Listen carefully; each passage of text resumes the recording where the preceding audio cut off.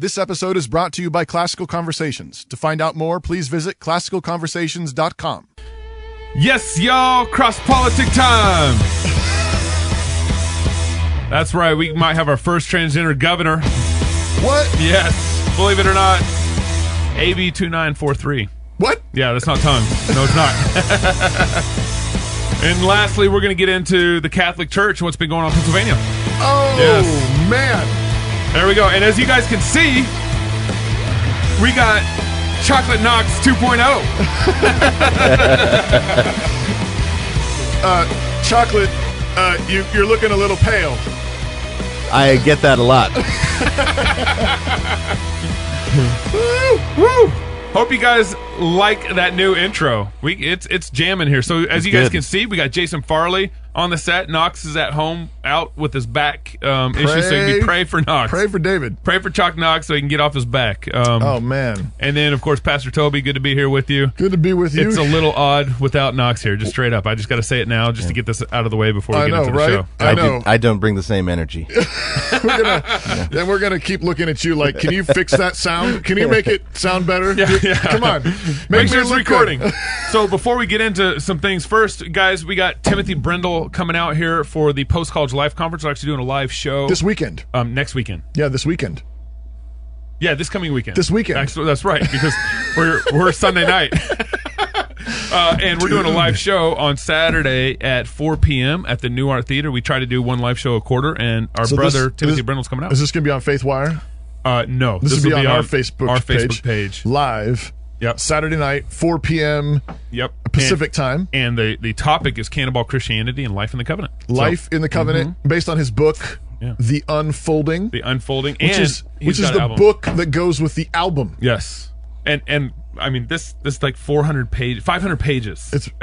It's beast. He's got it's beast. Serious I think beast as mode. the kids say. He's got graphs and charts. Yeah. And Yeah. If you need to protect your family, you can literally knock somebody out with it. Yes, I think that's also a second purpose that he had in mind, right? And as you guys notice, we actually have a couple new shows dropping on our podcast. Yeah, some of you are like, what is going on? Yeah. How to build a tent? What is that? What is that? And what then is up with that? Law and Prophets. Law and Prophets. Marcus Pittman Did it drop? Dropped today. Oh, wow. And so, one of the things that we've mentioned various ideas and kind of our heart's desires on the show before. And one of the things one of the reasons why these shows are popping up in your feed is because we'd like to do more than just our show. We want this to be more of a network. We want to fight, laugh, and feast, and we want to do it with business. We want to do it with cooking, sports, and that also brings us into Jason Farley. Jason Farley's on the show today. He's got a book out. We'll talk more about this in the second segment. 21 Decembers. Yes. 20 wild Decembers. Oh, 20 wild. Sorry. Did I flash it too? Was it too quick for you? 21 Decembers is how I call it. Yeah. And Jason Farley is going to be doing a podcast on our network starting probably in a week or two. He's already started it, but we're probably going to bring him on in a week or two once I can get all the technology set up. Right. So it's on purpose. This is not a technical glitch. Yep. We didn't say anything because we like surprises. Mm-hmm. We like to surprise you people, but we want we can't cover everything every show, but we have a lot of awesome friends who are focusing on different areas of culture, business, and life, and so we want to try to help fill that out, and it's a little fix during the week, and hopefully it encourages you and builds you up. So that's the deal. Yeah, and we'll probably make some adjustments. I know your feed's blowing up with podcasts right now. We'll probably make some adjustments as we go, so kind of hang in there with us as we build the network. And one of the other things why we want to build this build out more of a network concept is because look at like Glenn Beck has 300,000 subscribers, and so we want to. I'd love for this to become eventually the go-to place for Christians who are wanting media, wanting shows, wanting content. And we'd love 300,000 subscribers someday. We're almost there. We're practically. But you can help us get there by going to Cross Politic and subscribing now. Mm-hmm. Join now. There's a little button that actually says join now. Yep. We have our Cross Politic Shotgun Worldview series. You can download. Oh, I'm sorry, guys. Hold on. See, even I knew that you're supposed we have our Worldview... Bam! Shotgun Worldview series that's now up. And if you are a member, you already have access to all 10 of those first chapters that are up. You want to know what makes us tick, why we look at the world in a slightly different way, why we fight, laugh, and feast the way we do. This is an attempt to try to explain that. And of course, if you're not a member and you're still a little unsure and you want to check out the fine print first, you can just buy a copy, $9.99 for a copy. We've also got some Bible study deals. We're really excited and thankful. We think it came out awesome. And one of the cool things that's happened, and I haven't even brought you in the loop on this, is we got some bands that want to give music away to our club members. That's how most shows are, actually. I'm learning things about our show. And so we got some really cool Christian bands that are going to be dropping for our club members free content. Really? Yeah, like music content? Like music. If you are a member... CDs, albums, music, free, It's not just like you in your basement, right? No, this is, It is me in my basement. Jason. You can listen to Gabe rapping in his basement. No, I almost did it. I was like, don't do it. If I had Knox here, I probably would have done it, but I got to pay attention to more stuff than myself. Right. So, and as you guys have paid attention, or actually Jason didn't even know this. This last week, the Vermont's what is up with Vermont? Vermont's just messed up. They got little man the Democratic syndrome. Party nominated a man who wants to be a woman as the nomination for governor, which most likely means that Vermont will have the first transgendered governor. Just like Idaho always elects the Republican nominee most of the time. It's similar odds with Vermont. They usually elect the Democratic nominee. And I was thinking, like, how come the Democratic Party can't elect a real woman to governor? It's like they can't do it. Being a woman is actually easier than you would expect. Apparently, apparently there's not. Yeah, apparently you just put a dress on. Yeah. But here's how crazy Vermont politics has gotten. Right? I mean, you got Senator Bernie Sanders out of Vermont. Right. And he is literally bringing socialism concentrate, not just light. Into the Democratic Party. And now you have this man, woman, cross-dresser. Yeah. First cross-dressing man. Elected. Yep. And we got you got this political nightmare coming out of Vermont, and it's influencing and infiltrating the whole Democratic Party. Right. So I mean, be careful with this. I mean, there's a language game going on in all of this. I mean, and so you want to don't give in. They want to talk about the first transgender woman. No, this is not the first transgender woman. This is the first cross-dressing man. Yeah, right. And it's probably not the first cross-dressing man, though. Well, maybe Vermont. We're talking governor. Of governor? Yeah. Well, I mean, the first publicly cross-dressing man. Yes. We know. Fair enough. The first one willing to admit it. First celebrated, first public, first out. I mean, anyways, I think, but it's important though that we get our language straight. I mean, there's a half the battle is getting you used to saying transgender woman. Right. Don't give in. Don't do that. There. That's right. That's half the battle right now. Like they can take the scorn and the rejection and laughter if they can just get a bunch of people talking this way, creating this category in your mind that you're now ready for the next one. Well, and it's a grooming technique. And make fun of them. Make fun of the Democratic Party for not being able to elect a real woman. Absolutely. Why can't you? Yeah. Why can't you elect a real woman? Right. Absolutely. Are you a feminist or not? What's going Feminism is passe. Yeah. I mean, I liked your comment. You said last week, I'm probably not even going to be able to remind you what you said. Let's see what he says. I said something to the effect that, like, wait a sec. The tolerance of social media is not equal. And we don't really care about free speech like we used to, and we don't really care. We don't want to have an equal basis for tolerance as defined by the leftists. And he said that was kind of passe. Like, tolerance in some sense is kind of passe. Oh, yeah. Because of once you get actually into positions of power, I mean, the whole point of pulling those kinds of cards is to get power. That's good. And once you've gotten the power, you don't care about it anymore. You want to pretend that things can be neutral, then you get in power, and then you're like, okay, here's actually we're just going to run the show. That's the ploy. Yeah, that's the ploy. And so that's as soon as you actually think you have, but I think the fact of the matter is there's still a decent chance that they're going to overshoot. Unbelief is always overshooting. It's just a matter of when gravity is going to hit. Yep. And so it's a bad deal all the way around. But it's passe. I mean, I mentioned AB 2943. It actually passed. So remember AB 2943. Yeah, what is remember that? We talked about it in the past, probably about 2 or 3 months ago. Is it California? It's that California bill where it's basically making it illegal to have conferences paid for counseling, counseling that you pay for, and certain books or certain areas where books could not talk about reparative therapy. I almost said reparation therapy. That would. Where's Knox when you need him? I want reparation therapy. Come on, Jason. That's your role. I want reparation. I don't do that. Accents aren't my thing. See, some people know. Some people know when accents are I not don't their have thing. limitations on that. Some people know. I do a really good. Yeah, reparative. So it was this AB bill. 2943. It was a bill basically outlawing pastors paid for counseling, conferences, telling people who are tempted to homosexuality that they can repent and they can change. Basically. Yeah. And so the Senate in California passed it. So it's still got to go through the Assembly and be signed by the governor. Right. But now it's been passed in the Senate.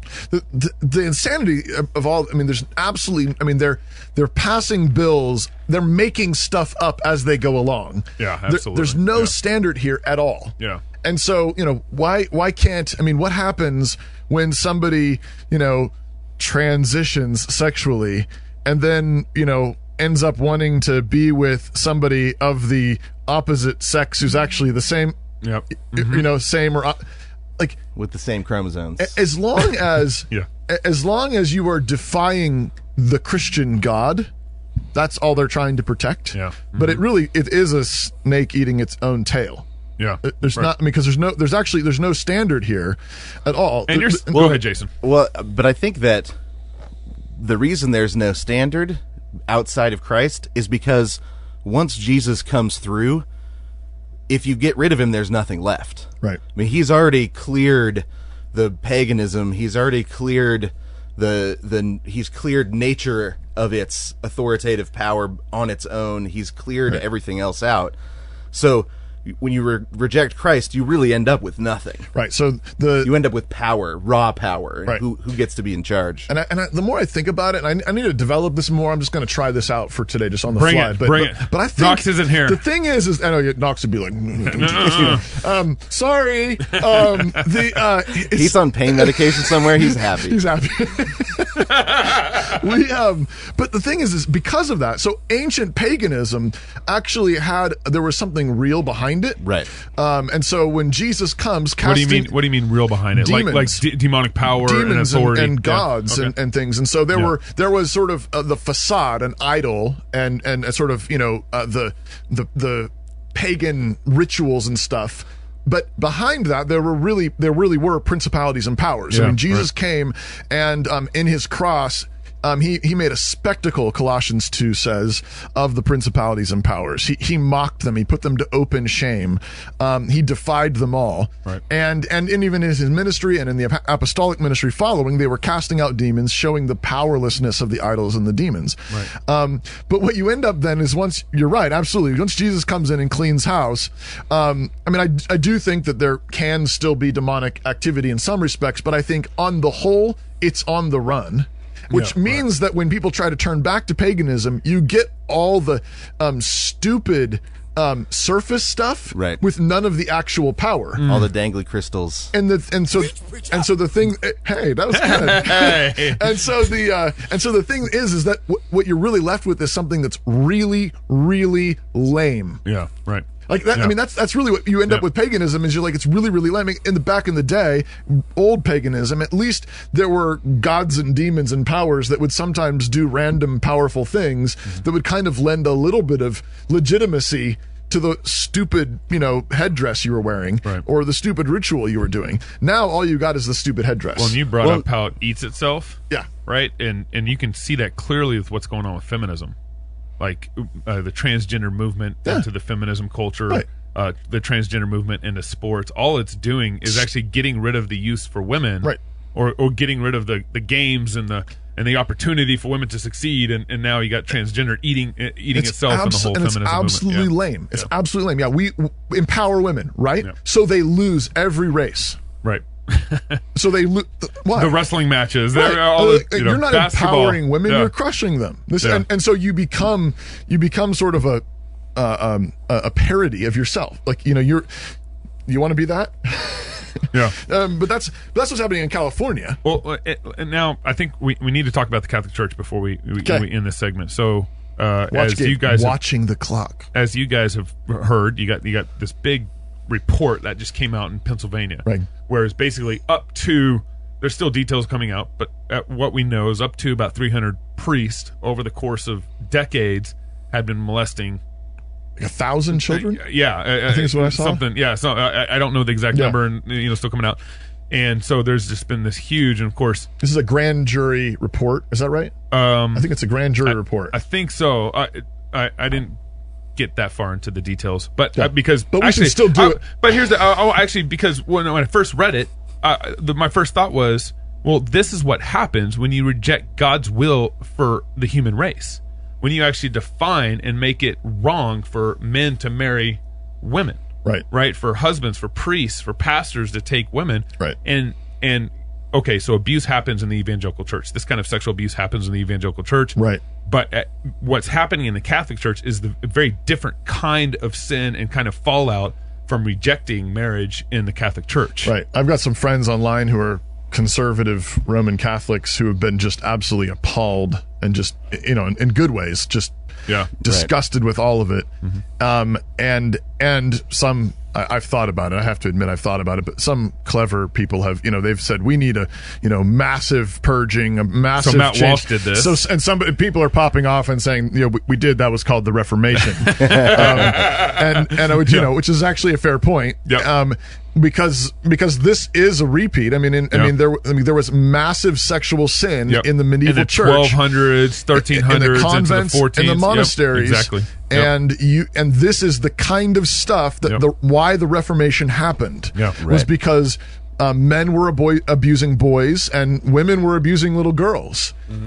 There was massive pedophilia and sexual sin going on in the Roman Catholic Church in the 15th and it was being covered century. up. It was actually being proactively covered up by the church leaders. And there were some corrective measures made, but the Council of Trent largely doubled down on high medieval Roman Catholicism and said, we're not going to change. Right. And that's where you got to go back to. Jason, jump in. Well, I think and because it's not really right now a Roman Catholic Protestant problem, we've both got these issues, evangelicalism.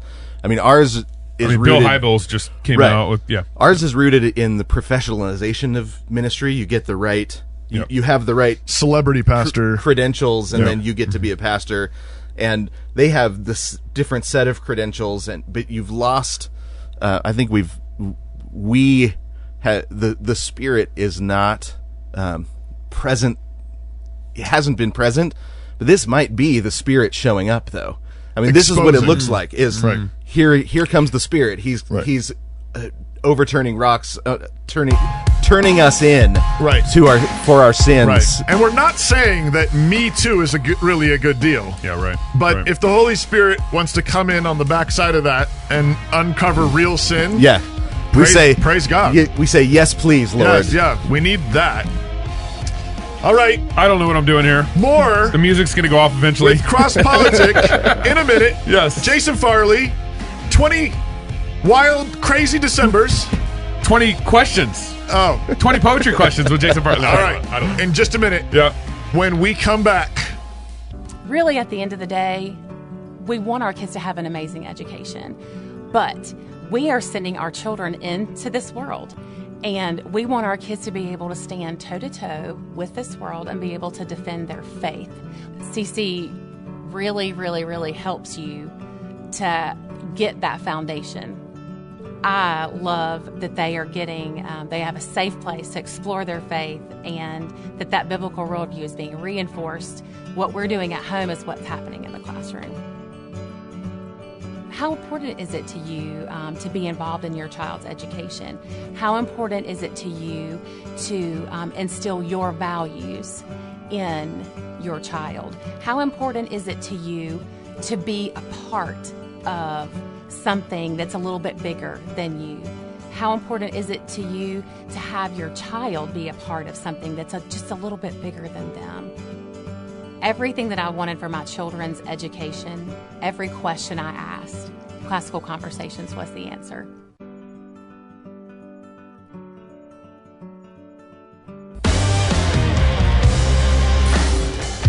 Gabe did that all by himself. Guys, I hate this. I have too much going on over here. I got a computer, David! books, everything. I know. Chocolate Knox. Please, I never do this to me again. Welcome back to Cross Politic on FaithWire. Like, share, Yes. tag. Yep. What else can they do? You can boost this post with your own money.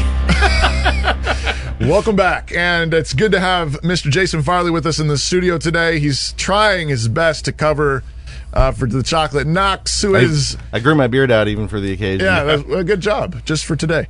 Chocolate Knox is at home in bed and busted his back. So After the show, he'll never do it again. pray for the brother. Pray for the brother. This is a poem from Jason Farley's 20 Wild Decembers, Poems on Time. I think this is taken from Tuesday.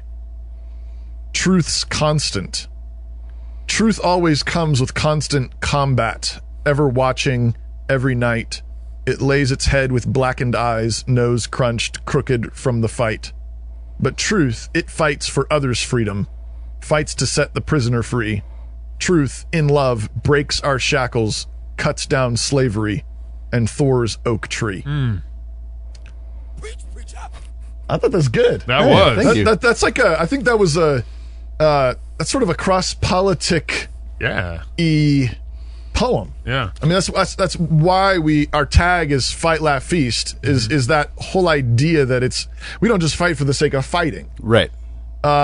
We fight for freedom. We fight for what we love. We fight so that we can laugh and feast. Right. And we fight for truth because truth sets people free. Right. That there's not freedom without truth, and so truth is something worth fighting for because freedom is a good thing. But isn't our real problem, Jason, that people just are too fighty? They're just too mean. There are some people who have that belligerent. problem. I mean, just look at Facebook and Twitter. Or even worse, YouTube comments. Or Yeah. YouTube Oh my comments. gosh. It's like the worst. I actually had my first troll ever. Yeah. And it was kind of fun at first, but then I was like, this is a little nerve-wracking. I think this guy's hunting me. Yeah. No, there are people that actually love the fight for the fight's sake. For the wrong reasons. For the wrong reasons. They just like blood. And that's one of the reasons that was actually one of the reasons that poem ended up taking form. One of the ways that, as I think and I write poems in order to think about a topic, and I feel myself in this day and age at times backing away or feeling like, ooh, I should back away from this. This is going to be controversial. This is going to, I'm going to get messy. Get it messy. Twitter blacklisted or But so why is it that you fight? Why is it that it's worth fighting for? What is worth fighting for? Well, the truth is worth fighting for if we believe that the truth sets us free and sets others free. If the truth matters. Yeah, it's worth fighting for if it matters. Right, if it matters. And if you love other people enough to fight for the truth because you believe that this is the way out of the prison cell. That right. It's like Shawshank Redemption, when he's trying to get out of prison and the only way is to actually climb through. Do you have a bleep button on that thing? Don't do it. Just don't do it. Okay. Actually, this is the podcast, so it's not NRV TV. He has to dig the hole and climb through the poop. The sewers to get out. Yeah. Climbing through sewers in itself is not something that you hope somebody does for fun. But if it's the only way out, then climb through the sewers. Well, and sometimes that's what it feels like. To fight for truth is, oh gosh, I got to do it again. Right. I would much rather just be drinking a martini and sitting on the back porch, but you got to do it because there's freedom at stake. But I'd also be concerned a little bit with the people who actually love to get in that fight. Mm-hmm. It's like they're almost more happy about the actual just fighting, and not so much about the truth. Right. And that's how you can turn pretty trolly pretty quick too. But, easy. Well, and I mean, it's like when you look at something like, you look back at ancient Greek and you look at Homer writing his story about Agamemnon, who he needs to go to war to get his brother's wife back. And you think, okay, well, that's something that's worth fighting for. That's noble. But then when he gets ready to go the west winds show up and they say, no, you can't go unless you sacrifice a virgin. He says, oh, well, my daughter's on board. And he sacrifices his daughter to the west wind so that he can go. You think, oh, Homer's letting us in on something. This guy's got a problem. Right. He loves the fight. Right. Yeah. He's not fighting for the things behind him. He's Right. fighting because he loves the fight. Yeah. And then Agamemnon ends up being murdered by his wife, and Oh yeah, Clytemnestra and all that. Yeah. But you think, well, it's because he loved the fight Right. and had forgotten what he's fighting for. Yeah. The man who lives by the sword dies by the Right, sword. exactly. And I think you can take that actually and just apply it straight over. I mean, how do you know you're fighting in a righteous cause and in a righteous way or not? Well, are you sacrificing daughters? Right. Yeah, totally. Right? I mean, Pastors, right. pay attention to this, Right. right? I mean, are you sacrificing your wife? Are you Right. sacrificing sons? I mean, and you say, well, I haven't killed any of my children recently. Okay, great. But do that. I mean, how's your relationship with them? Your fight is always. I think Lewis says somewhere that godly fighting, noble fighting, Christian fighting is always done with love for what's behind you. Something like that. Yeah. I'm totally paraphrasing, but I think That's it's a very good paraphrase. But loving what's behind you, so it should flow out of your love for your wife, love for Right. your children, love for your neighbor. That's you love those things, and so you're willing to defend those things. Right. That's what a just war is. Not that you're sacrificing those things. Right. And like, I'm not somebody that gets super excited about politics but when you see somebody, you can see when there's somebody that when Mr. Smith goes to Washington because he has to defend Montana, like he says, somebody's got to go do this. I love Montana. I need to go to Washington. And Right. Versus the person that loves the game, that loves the hunt, that loves that's really after the power. Right. And you don't want that guy being your politician or fighting for you. So we started this conversation from a poem that you read in your book, I read it. 20 Wild Decembers, that Toby read in Jason's book. They know. You guys know. And so what is... It seems like poetry's kind of been pushed aside a little bit in our culture and even in the church. So what does poetry have to do with fighting? What does poetry have to do with being recovered in the church? Why should we even care about it? Well, I think that probably one of the reasons, not probably, you were the one that was telling me about the word probably. Stop saying earlier. probably. Yeah, I'm not going to say probably anymore. Gabe likes the word too much. No, that one of the reasons that we're losing our sons in the church is there's no masculine poetry, and men were built for masculine poetry. I mean, so they have to go to the rap game, or they have to go Taylor Swift. Right. Well, she is getting up there in terms of manliness, but no, you have to. are you done? If you're gonna get, are you done? Are you done yet? Where's that? I don't know where that is. if you're gonna raise boys, you pretty soon you realize I've got a bunch of little poet warriors in the making right here. Right. That's what they want to do. Right. They love words. They want to wrestle, and they want. And what they're left with, if you don't have real men making real poetry and real art, then you have these false dichotomies that they're left with, and so you have this sort of false uber, whatever you want to call it, masculinity on one hand, and so you it's all about the sort of WWF masculinity on the one hand, but there's sort of this faux beauty about it, like electric guitars and four-wheelers and whatever, and maybe that you have sort of like the gang thing and Islam and the rap whatever, and then on the other side you have really, really soft Christian art.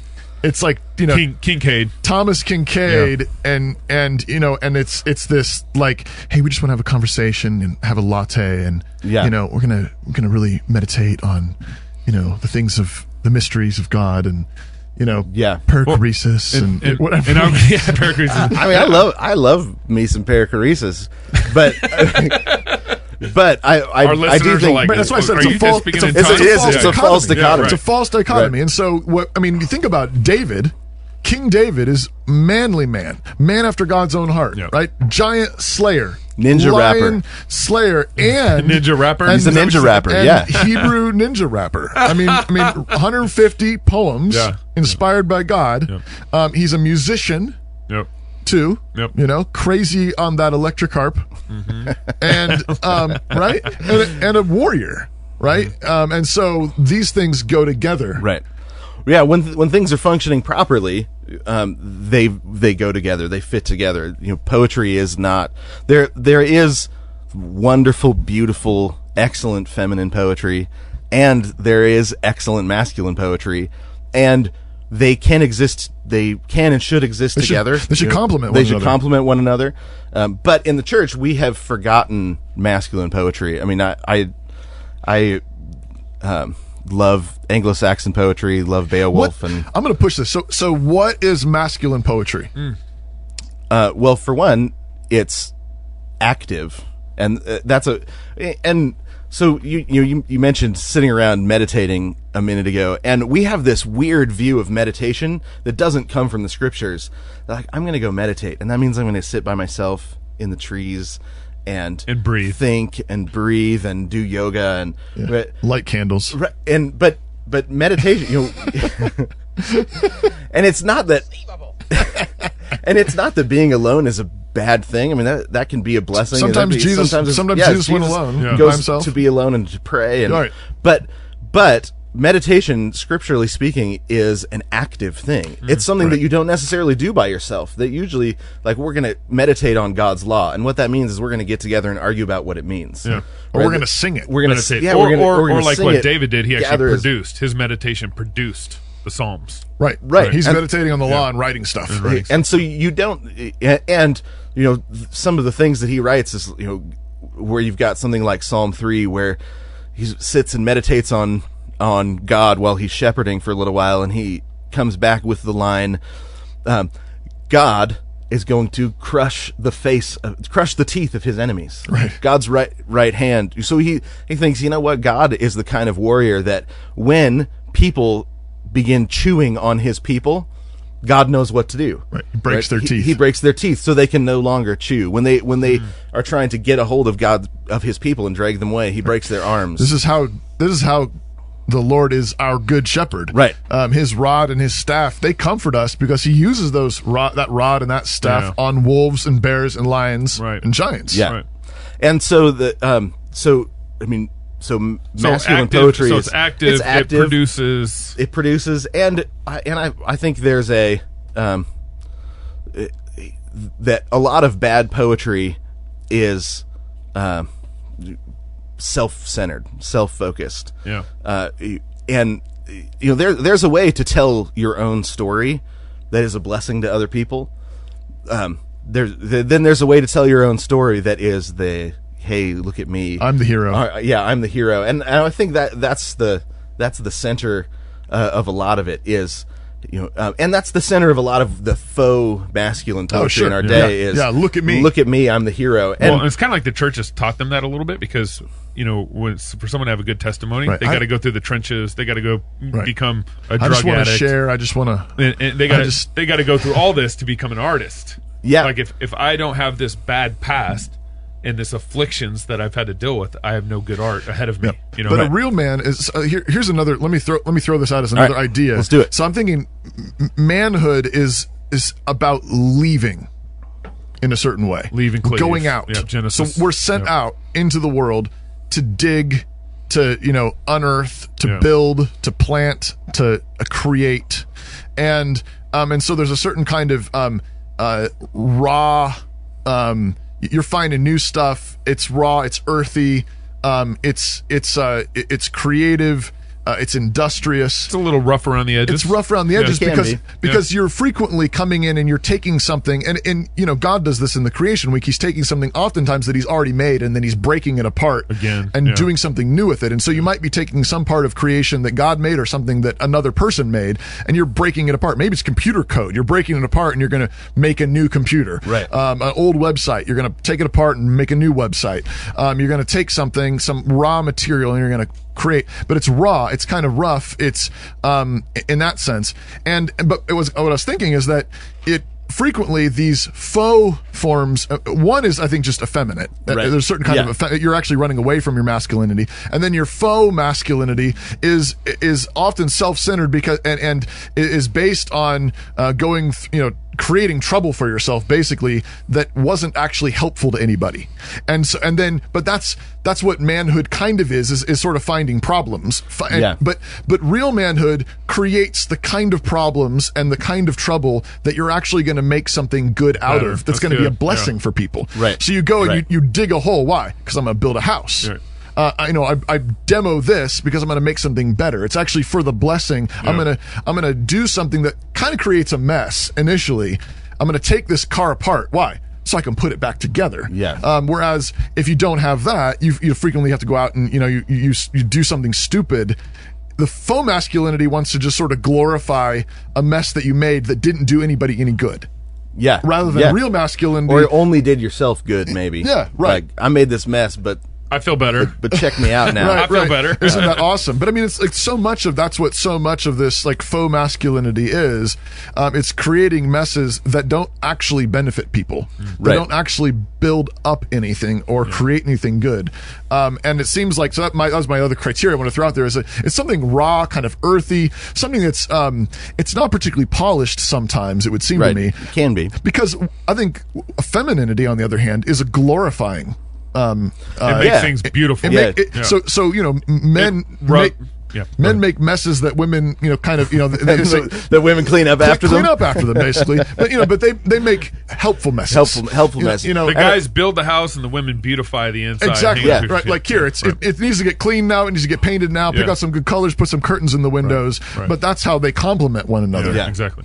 And I think with poetry, the mess you're making is generally with stories. Yeah. You're trying to you're trying to help people see and understand the story of their own life, see and understand the story of God's life, of history, and really retell stories in such a way that people's hair is tousled a little bit, but then their eyes see a little bit clearer. I was going to say, I think what what some of your poetry does, and I think what a lot of good masculine poetry, I mean, other and feminine poetry to some extent too, does is it takes apart the world in a sort of surprising way, and it kind of puts it before your eyes in a way where you see pieces of it that maybe you didn't see before, right? In a way that now is helpful for you to begin working and living in the world in a more biblical way. I'm going to do my best Knox impression. Hey, y'all, get the book. 21 Wild Decembers. Where are we going to find it? Jovial Press? Amazon. Press. Awesome. 20 Wild Decembers, and we are very sorry, David. Please come back to us soon. One more segment. Save me, David. Well, Cross Politic has a new sponsor. Who, you might be asking? Decree Design. Decree Design is a graphic design and web development company that serves your business by helping you speak clearly through visual representation. Serving 90 plus businesses in logo design, print design, brand strategy, web development, and more. Decree Design has a skill and personal touch to customize a package specifically catered to your needs of your business, great or small, and provide personal assistance every step of the way. Whether you're a well-established real estate broker or entrepreneur getting your business off the ground, Decree Design will help your company's visual presence speak clarity and truth. For more information, please visit decreedesign.co or schedule a consultation with Joe at decreedesign.com. Yeah, Joe at decreedesign.com. Hey, and tell them Cross Politics sent you.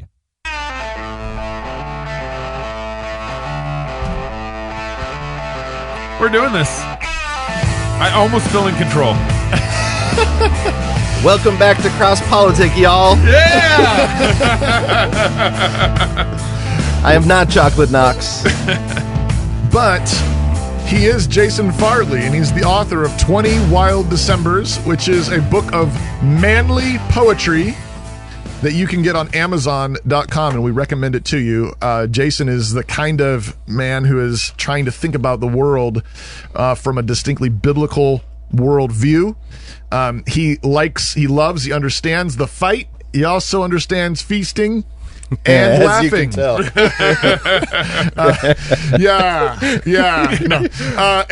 Intervention. And you obviously don't, because you're skinny. I'm working on it. My wife's working on it. It's summer. But it's summer. It's summertime. I've been That's your working excuse. out, right? One of the things about we were talking about David and the Psalms and manly poetry. I just one of the things I love about our community down here in Idaho is every week a bunch of guys, we get together on Wednesday afternoons and we drink beer and sing psalms. And There's an Anglo-Saxon word for that. Is there? Yeah. Beership. That's beer and psalms? Beer and psalms. It's beer and poetry and singing, yeah. Wow. It's be transliterated into modern English, beership. I love that. Beer and fellowship put together. I love Beership. I love that. Hey. Beership. But I go and and it's we're learning parts to psalms. So we're singing these psalms, these Scottish psalms, these Genevan psalms, and Presbyterian psalms, and it's kind of crazy because none of us are like really great musicians, and we have this like cheater thing that helps us learn the parts that somebody put together. But man, I come away every time and like at least one of half of them, I'm trying to sing tenor. And I'm not really great at it. But I come away almost, every single time, and there's like some part of some psalm that is just like lodged in my soul, right? It's just lodged there. And it's great to read them. It's great to read them out loud. It's great to memorize them, but there's something about singing them that gets them lodged in your soul. And I'm just more and more convinced that if we want Christians, we want the Christian church to understand how to fight rightly. Yeah. So we don't want to be, just belligerent, sort of the, I don't know, the what's the guy's name? Alex Jones, sort of whatever, like InfoWars, yes. InfoWars, like angry man syndrome. No, that's not the fruit of the Spirit. Yeah. And if we don't want to be wusses, but we want to actually stand for the truth, we want to be men who have backbone and who love their wives and love their children and love the church and love their neighbors, then we have to sing the Psalms. Yeah, but that's scary. Yeah, like singing the Psalms is scary because how so? Well, because for one, all the words that David puts in the Psalms, right? Because it's not all Lord, prepare my hands for war. No, right now, like our modern worship, what it does, it's like when David went and played for King Saul. Yeah, all it did was make King Saul feel better for a little bit, and that's kind of what our modern worship does. Is all it does is make us feel better. It doesn't transform us. It doesn't change us. It had no impact on Saul's spiritual life. Yeah, he just walked away feeling better. But then you look in the Psalms, you actually read the lyrics that David wrote for us, and David talks about God crushing our enemies' children on rocks. Right.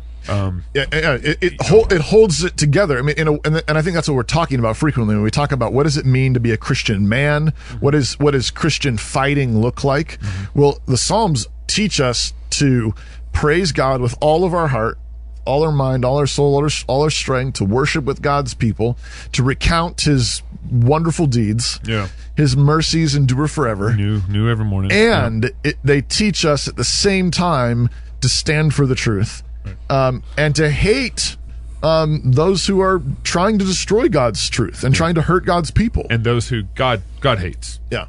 Well, and Calvin calls the Psalms. He says something like it's the vocabulary of the soul, right? That it's what teaches our soul how to say everything that a soul needs to be able to say. That's really good. Yeah. Right.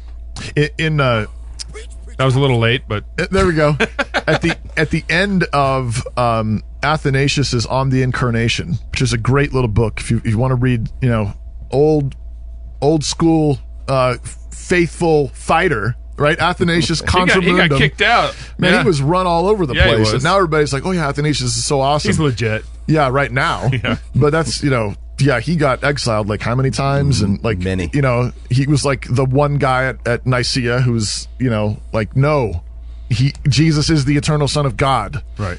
And with Nicholas, wasn't it? Yeah, Saint something Nick. like that. Nicholas of Saint Myra Nick. was Anyways, on the Incarnation, great book, get it. But at the end, in most modern editions, there's an appendix at the end on the Psalms, and it's a letter that he wrote to some young deacon or minister in training or something on the Psalms. And it's amazing. It's fantastic. But he's talking about basically the Psalms as prayer book. Right. Like, and he walks through and he's like, and he's just like, it's amazing. And you wonder how long it took him to write it, but he's saying, and if you are in dire straits and discouraged, then you should pray Psalm X, Y, Z, W. And if you're really joyful, you should pray this psalm. And if you're really, if you have a prayer request that hasn't been answered, you should pray, Psalm 40. And if you should do this one, Yeah. and he's just like listing all these every situation of life that you can think of. And he That's says, really cool. these psalms are what Yeah. you need. And so Calvin's just echoing that same Yeah. idea, which is that, the book of Psalms has been the prayer book of the church. Wow. For ages. Yep. Yeah. And it's what teaches us how to since Moses right. Yeah. Right. or Ezra. Yeah, Moses started it. Probably. Moses started. Yeah, Psalm 90. But that's the deal. It's like, how do we learn to respond to death in the family? How do you respond to a broken relationship? How do you respond to job loss? How do you respond to a promotion? How do Or someone lying about you. Yeah, Right. well, you need to know the Psalms so you can have the vocabulary to know how to approach that, how to hold that, and how to talk to God about your problems, your right. troubles. And the way you get Yeah. the Psalms stuck in your soul is by singing them. Yeah. By That's singing really good. the Psalms. Yeah. They're called. Many people have referred to them as the war songs of the church. Like they're the battle songs of the church. We need the Psalms on our lips. And of course, Paul actually says that we are supposed to do this. He says, that we need to be teaching and admonishing one another in psalms, hymns, and spiritual songs. Yep. And we need to let the word of Christ dwell in us richly by singing psalms, hymns, and spiritual songs. Right. Which are, incidentally, those are actually titles of all the different kinds of psalms, are psalms, hymns, and spiritual songs in the Psalter. Right. But not exclusive psalmody. Yeah. Because Jesus walked out of the upper room after Right. they sang a hymn. Okay, I just need to get that out of there. We're robust supporters of predominant psalmody. Yeah. Lots of psalms, and once you got this, as you're getting the psalms down, write some good hymns that are psalm-like. Yeah. But get you some guys and get you some beer That's good. Yeah. And start some Beership. and Beership. Yeah, Beership away. I love that. How about it? But I think this is central. This is central. If we have to recognize though that we will not make a lasting dent in building a Christian culture apart from the Psalms. Yeah, that's right. Apart from Christian poetry, apart from Christian art. That's what culture is. It's the outgrowth of that kind of fellowship and that kind of commitment to the truth and to God's word. And I think one of the things that it does, the Psalms was Jesus's prayer book, or that, and as the most human to ever walk the earth, walking without sin, he came to the Psalms, and that was how he expressed himself to the Lord. Right. How often did Jesus quote Psalms in the New Testament? Constantly Yeah. quoting the Psalms. Yeah. And then as we're called into psalm singing, we're basically being told, here's how to become more human than you are. Here's how to be returned to your humanity, because it has a breadth of vocabulary that we tend to focus in on one particular area of what we are comfortable with about being human. But the Psalms have this breadth to them that that for one, they're going to prepare us if we know a lot of Psalms. That's good. When Yeah. we hit something and we're like, I don't know what to do, you think, oh wait, actually I do, because there's a psalm about it. It steers us. It allows the word of God to steer us rather than us steering the word of God. Right. If all you have is a selection of all these modern hymns or modern praise choruses or whatever, the church gets pretty gay quick. That probably will happen. But it's also just such a slim selection though of human emotion and situation. I had a few years back, I got spinal meningitis. Yes, I remember this. Yeah, Yes. and my For like 8 months, you were going through this 9 months. It whatever. was it was eternal feeling, and I had the lining of my brain swelled and pushed my brain down to half the volume of what it had been before. No way. And in so the you have a tiny brain. so I now? had this. I know you haven't been able to tell. That's the thing. It didn't even make a difference. No, it wasn't so much how. Okay, all right. But there was this point where I just could not think straight. I thought I was done. I mean, I was thinking like, hopefully I'll be able to like dig ditches or something because I couldn't think. And and one morning I come out and I'm just down because I've been in pain for a long time and I'm just sad. I don't know what to do. Wow. And so I put on Jackson 5, which is my go-to. I'm like, okay, I gotta push through this. Put on Jackson 5. I'm gonna make some coffee, and I put the water in the coffee pot, and I scoop all of the coffee directly into my mug instead of into the coffee pot, and I just start break down crying because I'm like, Lord, I can't even make a cup of coffee. Make a cup of coffee, and I'm like, I'm sadder than I've ever been, and I have no, I don't know what to do, and a psalm comes to mind that the Lord drowns us under His waves, or that we're being drowned under the waves, and I think that's wow. I need that psalm. So I go and I open the psalm and I think, yeah, that's it. That's how I feel, and then I look before and realize that this is as the deer pants for the water, so my soul 42. longs after you.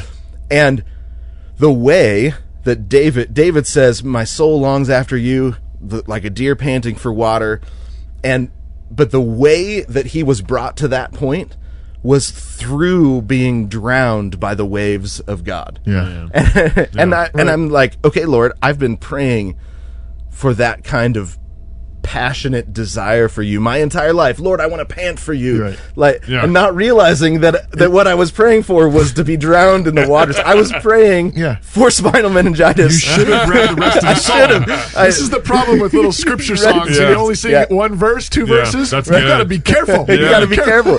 And I realized, oh no, this is God's presence, right? I'm walking through the depths of the Red Sea because this is where God's footprints are. That's where He is. Yeah, this is where He is. This is where His feet are. And so, it's that depth of human emotion. I hadn't experienced that emotion before. I hadn't experienced depression the way that I did at that level at that point, and I didn't know what to do with it except for, I had been singing the Psalms, and so this psalm was brought to mind, and it gave me a vocabulary to be able to say it gave vocabulary to my faith, to be able to say, okay, Lord, I do trust you. And I would say, I would say that, no, I trust Him. I just don't get it. I just don't know what's going on. Well, it gave vocabulary to my faith at that point. That the poetry of David gave vocabulary to my faith. So when turns out I was in a poem. When Christ, you were in a poem. We're all in a poem, actually. Exactly. So when Christ was Here. was on the cross, one of the traditions is that Christ basically quoted Psalm 22 all the way through like Psalm 34 or something like that, or Psalm 37. Some folks say that maybe he started at the beginning, actually, and just was working his way Psalm through, 1, all the way through. So you got like the whole time while Christ is on the cross, going through the death for there's different parts the wrath of the of Psalter God being poured out on him. Yeah. He went through the whole Psalter, or at least the beginning, at least part. the first 30 chapters, maybe, which is pretty amazing. Yeah, to have that on your heart and in that moment to be recalling it at the biggest trial of your life. That's what we want. I mean, if you want the word of Christ dwelling in you richly, dwelling in you richly means that it's there. It's there and it's at your disposal at any given moment. And it's not just like, oh, what was that one that we saw? It's like, I mean, that's where a lot of us are. Think about also, Luther, I think, said that the Psalter is the whole Bible in miniature. And so like it's not just a bunch of Old Testament stuff. I mean, it's talking about.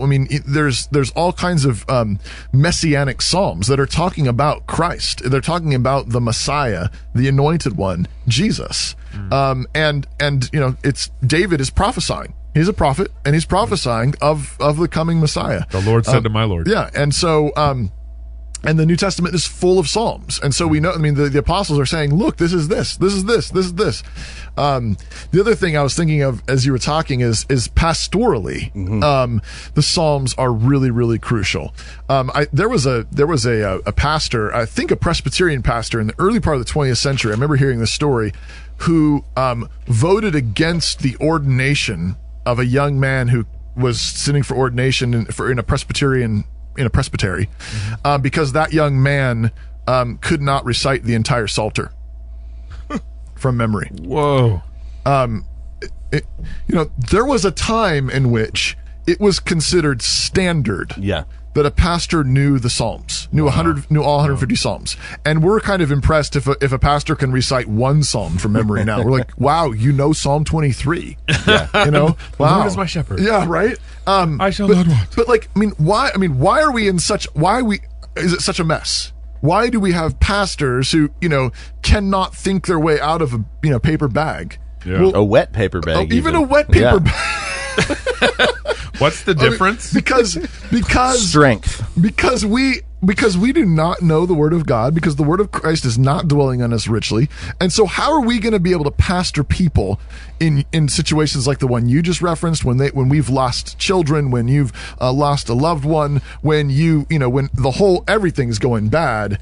How are you going to be able to speak to that if you do not know the Psalter? Right. And so, man, we need the Psalms. Well, and a lot of our worship music is just generalisms and platitudes and big adjectives, but nothing. It's not earthy like the Psalms. It doesn't get into the soul. It doesn't get into the dirty aspects of our everyday lives. Right. And thankfully, God is really, really gracious. Absolutely. And so, we still do. People still do end up pastored. And at the same time, we say God has this wealth, this treasury of us for us right here. It's right there. You carry it around with you, right? And you can draw off this treasury, right? Just think about the kind of men, the kind of women, the kind of families, the kind of churches we would be, right, if we knew the Psalms. We just have to spend the time that it takes to haul it out of the attic and dust it off. Yeah, but it's right there. It is. Yeah. It's ours. So pick up Jason's book, 20 Wild Decembers. Get it on Amazon. Yes. Write you some manly poetry. And Jason, you want to bring us out here, buddy? You got it? Oh, we didn't even practice. No, we didn't. We didn't even practice. This is Cross Politic. Fight, laugh, feast, love the Lord your God with all your heart, soul, mind, and strength, and love your neighbor. Love your neighbor as yourself. This is Cross Politic.